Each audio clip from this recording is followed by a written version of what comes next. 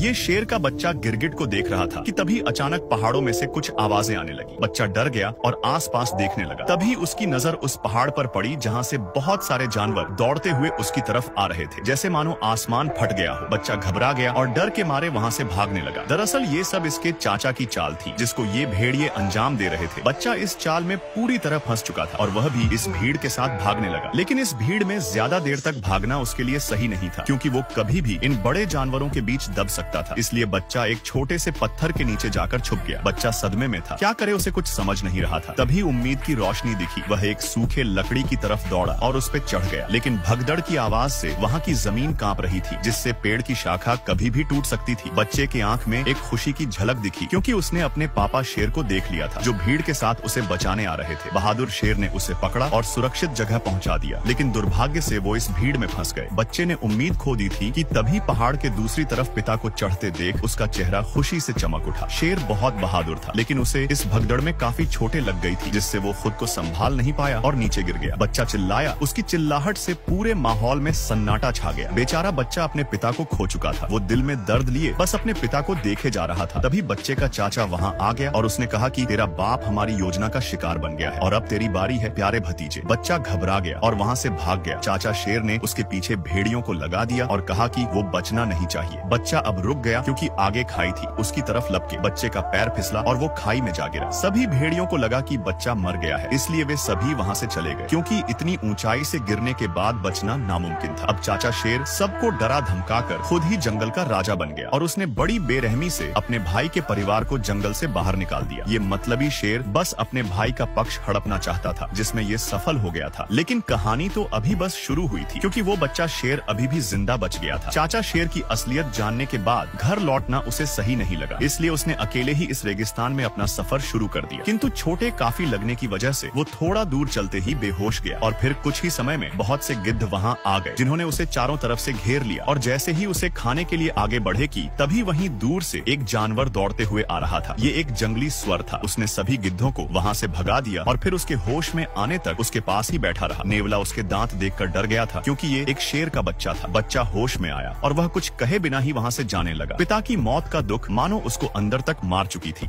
अब वो बच्चा उदास होकर यहाँ से जा रहा था। तभी नेवला और सुअर उससे बात करने की कोशिश करते हैं और बातों ही बातों में वे अच्छे दोस्त बन जाते हैं। वो दोनों उसको हौसला देते कि जिंदगी में हर कोई अपनों को खोता है, ये नियति का नियम है। लेकिन इसका मतलब ये तो नहीं कि जीना ही छोड़ दिया जाए, और तुम तो एक बहादुर शेर के बेटे हो। ये सुनकर बच्चा बहुत अच्छा महसूस करता है। अब ये दोनों इसे अपने जंगल लेकर जाते हैं। जंगल को देखकर बच्चा शेर को बहुत अच्छा लगता है, लेकिन यहाँ के जानवर बच्चा शेर को देखकर हैरान थे कि ये शेर का बच्चा इनके जंगल में कहाँ से आया, क्योंकि इनका मानना था कि शेर कभी भी इनके हितैषी नहीं हो सकते। लेकिन नेवला और सुअर ने किसी की बात नहीं मानी और कुछ समय बाद सब लोग साथ में मिलकर रहने लगे। ऐसे ही साथ में रहते रहते कुछ साल बीत गए। अब वो बच्चा बड़ा हो चुका था, जिसको सब सिम्बा के नाम से जानते थे, जो बिल्कुल अपने पिता की तरह ही दिखता था। इधर चाचा शेर ने जंगल में टहलका मचा रखा था। वह अपनी भूख मिटाने के लिए निर्दोष जानवरों की हत्या करता। समय के साथ इसका लालच और भी ज्यादा बढ़ गया था। इसके राज्य में किसी को भी खाना नसीब नहीं होता था, क्योंकि ये अपने सिवा किसी को शिकार नहीं करने देता था, जिससे सिम्बा के परिवार वाले हमेशा भूखे रह जाते थे। लेकिन फिर भी सिम्बा के परिवार वाले बहुत बेबस थे। वे कुछ नहीं कर सकते थे, क्योंकि उनके चारों तरफ चाचा शेर का दबदबा था। और सिम्बा की माँ भी बहुत बहादुर थी। वह बोलती है कि हम अपने गौरव भूमि को ऐसे नहीं छोड़ सकते और न ही हम ऐसे भूखे मर सकते हैं। हमें कुछ न तो कुछ करना चाहिए। सभी उसकी बातों में हामी भरने लगते हैं कि तभी दूसरी शेरनी कहती है, लेकिन उस शेर के खिलाफ जाएगा कौन? किसमें इतनी हिम्मत है? तभी वहाँ भेड़िया आ जाता है और सिम्बा की माँ को अपने साथ लेकर जाता है। सब डरे थे कि अब क्या होने वाला है। सिम्बा की माँ शेर के पास जाती है तो शेर ने कहा कि मुझे पता है तुम लोग क्या योजना बना रहे हो, लेकिन तुम्हारी कोई भी योजना काम नहीं करेगी। सिम्बा की माँ ने कहा, आखिर कब तक तुम ऐसे निर्दोष जानवर की हत्या करोगे? बंद करो ये सब। तभी शेर कहता है कि शिकार करना हमारा फितरत है, अगर हम शिकार नहीं करेंगे तो हम खाएंगे क्या? तो सिम्बा की माँ बोलती है, लेकिन तुम गलत तरीके से कर रहे हो, यह सब गलत है। तो गुस्से में आकर शेर आदेश देता है कि ये बचा कुचा शिकार भेड़िया खाएंगे और तुम्हारा परिवार आज भी भूखा मरेगा, और फिर वहाँ से चले जाता है। इधर सिम्बा पूरी तरह से जंगल में घुल मिल गया था। वह अपने परिवार को भूल ही चुका था, लेकिन रात के घने अंधेरे में वह तारों की तरफ देखते हुए अपने पिता को जरूर याद करता और उदास हो जाता, क्योंकि पिता के मौत का दोषी वो खुद को मानता था। उसी समय उसका एक बाल टूटकर पानी में गिर जाता है, जिसे घास समझकर एक चिड़िया उठाकर अपने घोंसले में ले आती है और दूसरी चिड़िया उससे फेंक देती है, क्योंकि वह जानती थी कि ये घास नहीं एक जानवर का बाल है। अब बाल उड़कर जमीन पर जा गिरता है। तभी उस बाल को उठाकर एक चींटी लेकर जाने लगती है। वहीं पास में बैठे बंदर की नजर उस बाल पर पड़ जाती है। वह उसे उसे उठाकर पहचान जाता है कि ये बाल सिम्बा का है, जिससे वो अंदाजा लगा लेता है कि सिम्बा अभी भी जिंदा है। ये संदेश उसके लिए और पूरे जंगल के लिए एक खुशी का संदेश था। उसे एक उम्मीद मिल गई कि भगवान के घर में देर है पर अंधेर नहीं। यहाँ सिम्बा के दोस्त पर एक शेरनी हमला कर देती है। उस जंगल में शेरनी घुस चुकी थी। सिम्बा के दोस्त अपनी जान हथेली में लेकर भाग रहे थे, लेकिन शेरनी के रफ्तार के आगे वे दोनों कब तक टिक पाते। अब दोनों का जान बचाना मुश्किल था, लेकिन तभी वहाँ सिम्बा आ जाता है और हमला कर देता है। दोनों ही शेर जाबाज थे, फिर भी शेरनी उसके मुकाबले में आगे निकल गई। उसने सिम्बा को दबोच लिया, लेकिन सिम्बा उसे पहचान लेता है और उसे लाना कहकर पुकारता है। शेरनी समझ जाती कि ये कोई और नहीं बल्कि सिम्बा है, क्योंकि सिम्बा ही उसे इस नाम से पुकारता था। दरअसल दोस्तों, लाना सिम्बा के बचपन का प्यार था, जो उसे आज कितने सालों बाद मिला था। सालों की जुदाई से दोनों बहुत भावुक हो जाते हैं। अगर प्यार में सच्चाई हो तो वो कभी न कभी जरूर मिलता है, देर से ही पर मिलता है। लाना बहुत खुश थी कि सिम्बा अभी भी जिंदा है। तभी सिम्बा ने कहा, लाना ये मेरा जंगल है, यहाँ तुम्हें बहुत सुकून मिलेगा। तो लाना ने कहा, सिम्बा ये जंगल छोड़ो और अपने घर चलो। तुम्हारे चाचा शेर ने हम पर बहुत जुल्म किए हैं। उसने हमारे देवभूमि को नर्क बना दिया है। अब तुम्हें वापस चलना चाहिए। लेकिन सिम्बा जाने से मना कर देता है और लाना को यहाँ कुछ देर और रुकने को कहता है। लाना उसकी बात मान लेती है और फिर सिम्बा उसे पूरा जंगल घुमाने लगा। लाना को ये जंगल बहुत पसंद आया था। दोनों बहुत घूमते और बहुत सारी यादें बनाते। आखिरकार कितने सालों बाद सिम्बा अपने प्यार से मिला था। अब दोनों घूम ही रहे थे कि तभी लाना कहती है, अगर तुम जिंदा थे तो फिर घर क्यों नहीं आए? तुम्हें अपने लोगों की याद नहीं आती है क्या? तुम्हारे चाचा शेर ने हम सब पर बहुत जुल्म किए हैं, हमारी दुनिया ही उसने बर्बाद कर दी। तो सिम्बा कहता है, मुझे इससे कोई फर्क नहीं पड़ता, अब यही मेरी दुनिया है। सिम्बा पूरी तरह से बदल गया था। लाना ने कहा, सिम्बा तुम्हारे पिता बहुत बहादुर थे, लेकिन तुम उनके जैसे बिल्कुल भी नहीं हो। तुम तो बहुत मतलबी और डरपोक हो। लेकिन फिर भी सिम्बा जाने के लिए नहीं बोलता है, जिससे लाना गुस्से में वहाँ से चली जाती है। अब रात को सिम्बा उदास होकर जा ही रहा था कि उसे एक बंदर दिखता है। ये बंदर सिम्बा को जानता था, लेकिन सिम्बा इसे नहीं जानता था। बंदर उसके पास जाता है, लेकिन सिम्बा उसे पहचानने से इनकार कर देता। तो बंदर कहता है कि मैं तुम्हारे पिता को जानता हूँ और चाहो तो मैं तुम्हें उनके पास ले जा सकता हूँ। सिम्बा हैरान था, लेकिन खुश भी था कि शायद उसके पिता जिंदा है। अब दिल में उम्मीद लिए वह बंदर के पीछे दौड़ पड़ा। बंदर नदी के किनारे बैठ जाता है और सिम्बा को नदी में देखने को बोलता है। जब सिम्बा नदी में देखता तो उसे अपने में पिता की झलक दिखती है। बंदर कहता है कि तुम्हारे पिता तुम्हारे अंदर है, जिससे वह जोश में आ जाता है। तभी आसमान में बिजली चमकी और एक आवाज आई। ये आवाज उसके पिता शेर की थी, जो कह रहे थे कि बेटा तू जाबाज है, तुझे हमारी गौरव भूमि को बचाना है, क्योंकि हम एक जाबाज प्रजाति से हैं और शेर जंगल का राजा होता है। राजा। ये सुनकर सिम्बा जोश से भर गया और अब उसके अंदर सोया हुआ शेर जाग चुका था। वो पूरी तरह से तैयार था। अपने गौरव भूमि को बचाने के लिए उसने जोर से दहाड़ लगाई और इस लड़ाई का आगाज कर दिया। अब यह सिम्बा का नया रूप था, जिसे हराना नामुमकिन था। सिम्बा अपने गौरव भूमि की तरफ निकल पड़ा और कुछ दूर पर उसे लाना भी मिल गई। लाना उसका यह रूप देखकर बहुत खुश हुई। अब दोनों साथ में अपने गौरव भूमि पर पहुंच चुके थे। अपने भूमि की ये हालत देख वह बहुत दुखी हो गया। तभी लाना कहती है, सिम्बा अब आगे क्या करोगे? बोली, सिम्बा आगे क्या करोगे? सिम्बा ने कहा, अपनी भूमि की रक्षा करूंगा, जिसकी जिम्मेदारी मेरे पिता ने दी है। उसी समय एक पक्षी उसके पास आया। ये सिम्बा के परिवार का हिस्सा था। उसने सिम्बा को प्रणाम किया। कुछ देर बाद सिम्बा के दोस्त भी आ गए। वे जानते थे कि यह लड़ाई आसान नहीं होगी, लेकिन फिर भी वे उसके साथ खड़े थे। सिम्बा ने उन्हें समझाया कि इस राह में मौत है, तुम लोग वापस चले जाओ। तभी सुअर कहता है, हम जब तक जिंदा है तब तक तुम्हारा साथ देंगे। इस युद्ध में सभी जानवर सिम्बा के साथ कंधे से कंधा मिलाकर खड़े थे। अब सिम्बा सभी को अपने साथ लेकर आगे बढ़ा, लेकिन सामने रास्ते में कुछ भेड़िए भोजन कर रहे थे। सिम्बा ने उन सभी का ध्यान भटकाने की जिम्मेदारी अपने दोस्तों को दिया। नेवला और सुअर उनके सामने आ गए और भेड़ियों का ध्यान अपनी ओर खींच लिया। भेड़िए उन्हें देखकर दहाड़ते हुए दौड़े और इस बीच सिम्बा लाना के साथ दूसरे रास्ते से आगे बढ़ गया। दूर पहाड़ी पर बैठा बूढ़ा बंदर ये सब देख रहा था। उसकी आंखों में वर्षों का अनुभव और अब एक नई चमक थी। उसने अपने हथियार को फिर से उठाया, जिसे उसने मुफासा की मौत के बाद त्याग दिया था, लेकिन अब सिम्बा के लिए वो भी लड़ने को तैयार था। इधर चाचा शेर सिम्बा की माँ को अपनी रानी बनने को बोल रहा था। अगर उसने ऐसा नहीं किया तो वो उनके पूरे परिवार को खत्म कर देगा, लेकिन सिम्बा की माँ मना कर देती है। तो चाचा शेर कहता है, मैं मुफासा से ज्यादा शक्तिशाली हूँ। इस पर सिम्बा की माँ कहती है, तुम मुफासा के सामने भीगी बिल्ली हो। चाचा शेर गुस्से में आकर शेरनी पर हमला कर दिया। चाचा शेर की नीयत बहुत खराब थी। जिसकी नीयत खराब हो वो दूसरों का कभी भला नहीं कर सकता है। तभी एक खौफनाक दहाड़ की आवाज सुनाई दी। ये दहाड़ सिम्बा की थी। सिम्बा को देखकर चाचा शेर डर गया। उसे लगा कि ये उसका भाई है, क्योंकि सिम्बा बिल्कुल अपने पिता के जैसे दिखता था। तभी सिम्बा ने कहा कि दूर हो जाओ मेरी माँ से। शेरनी की आंखों से आंसू बह निकले। सालों बाद वो अपने बेटे को देख रही थी। वो उसे गले से लगा लिया और कहा, बेटा इतने दिनों से कहाँ थे? तो सिम्बा कहता है, माँ अब मैं सब कुछ ठीक कर दूंगा। उसकी वापसी से जैसे पूरे परिवार को फिर से जीने की वजह मिल गई थी। अब उनकी जिंदगी में रोशनी आने वाली थी। सिम्बा को जिंदा देखकर चाचा शेर को बहुत गुस्सा आया और उसने कहा, भतीजे तुम्हें जिंदा देखकर बहुत खुशी हुई। सिम्बा ने कहा, काश चाचा तुमने थोड़ा अच्छा काम कर लिया होता तो शायद मैं तुम्हें आज छोड़ देता। तो चाचा शेर ने कहा, तमीज से बात करो, तुम इस जंगल के राजा के सामने खड़े हो। उसी समय लाना ने पूरे जंगल के सामने ऐलान किया, अब से हमारा राजा सिम्बा है और हम उसके लिए लड़ेंगे। सिम्बा के परिवार ने भी दहाड़ लगाकर युद्ध का आगाज किया। सिम्बा ने चेतावनी दी, अपनी हार स्वीकार कर कर लो चाचा, अब तुम्हारे पास कोई और रास्ता नहीं है। लेकिन चाचा शेर भी चालाक था। उसने कहा, अरे बच्चे, मैं नहीं चाहता कि मैं तुम्हारा काल बनूं। और तुम सबको पता है कि सिम्बा ने क्या किया है। प्यारे भतीजे, तुमने इनको बताया नहीं कि तुम अपने पिता के हत्यारे हो। अपना गुनाह कबूल कर लो और सबको बताओ कि तुम्हारे वजह से हमारे महान राजा मारे गए थे। अब सिम्बा का पूरा परिवार बेचैनी से सिम्बा को देखने लगा। तभी सिम्बा सिर झुकाते कहता, हाँ पिताजी, मेरे वजह से मारे गए थे। अब चाचा शेर ने अपनी चालाकी दिखाना शुरू कर दिया। उसने कहा, प्यारे भतीजे, तुमने इनको बताया नहीं कि तुम महाराज के कातिल हो। अब अपना जुर्म कबूल कर लो। ये सुनकर सिम्बा का पूरा परिवार सिम्बा को बेचैनी से देखने लगा। तभी सिम्बा ने सिर झुकाते हुए कहा, हाँ पिताजी, मेरे वजह से मारे गए थे। मौके का फायदा उठाते हुए चाचा शेर ने कहा, देखो, ये है तुम्हारा मसीहा जो अपने ही बाप का हत्यारा है। आज इसी की वजह से महाराज हमारे बीच में नहीं है। और ये क्या राजा बनेगा जिसने अपने ही पिता को निगल लिया। चाचा शेर ने अपनी चालाकियों से सिम्बा की आवाज को दबा दिया और उसके पूरे परिवार को उसके ही खिलाफ कर दिया। वो कहते हैं ना, सांप भी मर जाए और लाठी भी ना टूटे। ये वाली हालत उसने सिम्बा का कर दिया था। अब चाचा शेर उसे डराने लगा और कहा, मेरे कदमों में गिर भतीजे। तभी घबराहट में सिम्बा का पैर फिसला और अब वो चट्टान पर लटका हुआ था। उसी समय अचानक से एक आग उगलती हुई बिजली गिरी। अब वो समय आ गया था जब एक पापी का अंत होने वाला था। चाचा शेर ने कहा, यही खौफ मैंने तुम्हारे पिता की आंखों में देखा था जब तुम्हारे पिता इसी तरह अपनी जान की भीख मांग रहे थे। फिर चाचा शेर ने उछलकर सिम्बा के पैर को दबा लिया और धीरे से कहा, प्यारे भतीजे, तेरे पिता को मैंने ही मारा था, बिल्कुल इसी तरह से, और आज तेरी बारी है। इतना सुनते ही सिम्बा को वो दर्द भरे पल याद आने लगे। सिम्बा की आंखों में आग जल उठी। उसने पूरी ताकत से चाचा शेर के बाल पकड़े और चट्टान पर वापस चढ़ाया और चिल्लाकर कहने लगा, कैसे भाई हो तुम जो अपने ही भाई को खा गया। तभी चाचा शेर ने कहा, ये अपना जुर्म छुपाने के लिए मुझे फंसा रहा है, इसकी बात मत सुनो। शेरनी ने कहा, जब तुमने महाराज को मारा नहीं तो तुमने उनकी आंखों में कैसे देखा। ये सुनते ही चाचा शेर का चेहरा फीका पड़ गया। अब उसका अंत करीब था। फिर भी उसने हार मानने के बजाय भेड़ियों को आदेश दिया, मार डालो इन सबको। वो सारे खतरनाक भेड़िए सिम्बा के ऊपर टूट पड़े। एक भयंकर युद्ध छिड़ गया। सिम्बा अकेले ही उन भेड़ियों का सामना करने लगा। इधर लाना ने भी परिवार को लड़ने का आदेश दिया। सिम्बा का पूरा परिवार एकाएक कर भेड़ियों पर टूट पड़ा। ये था एक भीषण युद्ध जो सदियों से रुका हुआ था। तभी इतने सारे भेड़ियों के बीच एक अकेला सिम्बा कमजोर पड़ने लगा। अपना पल्ला भारी देख सारे भेड़िए उसे मिलकर नोचने लगे। कमेंट करते ही पार्ट 6 मिल जाएगा।